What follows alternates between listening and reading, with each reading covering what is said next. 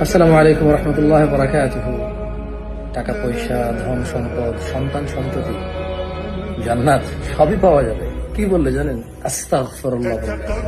আস্তাগফিরুল্লাহ, আল্লাহুম্মা মাফ করো, আল্লাহুম্মা গফিরলি, আল্লাহুম্মা মাফ করো। মানে ক্ষমা চাই যে আল্লাহর কাছে। আল্লাহ কি দিবে? ফাকুলতু আস্তাগফিরু রাব্বাকুম ইন্নাহু কানা গাফফারা। নূহ আলাইহিস সালাম তার জাতিকে বলছিল যে আল্লাহর কাছে ক্ষমা চাও, আল্লাহ অত্যন্ত ক্ষমাশীল। ইউরসিলিস সামা আলাইকুম মিদরারা, তিনি আকাশ থেকে তোমাদের জন্য বাড়ির বৃষ্টি বর্ষণ করবেন। সুবহানাল্লাহ। ওয়ায়ুমদিদকুম বিআমওয়াল, আল্লাহর কাছে ক্ষমা চাইলে আল্লাহ সম্পদ বৃদ্ধি করবে। ওয়া বানিন, সন্তান সন্ততি বৃদ্ধি করবে। সুবহানাল্লাহ। ওয়ায়াজআল লাকুম জান্নাতিন ওয়া ইয়াজআল লাকুম আনহারা, জান্নাত দিবে এবং তার পাদদেশে কি দিবে? নহর দিবে। সুবহানাল্লাহ। বেশি বেশি বলেন আস্তাগফিরুল্লাহ, আস্তাগফিরুল্লাহ, আস্তাগফিরুল্লাহ।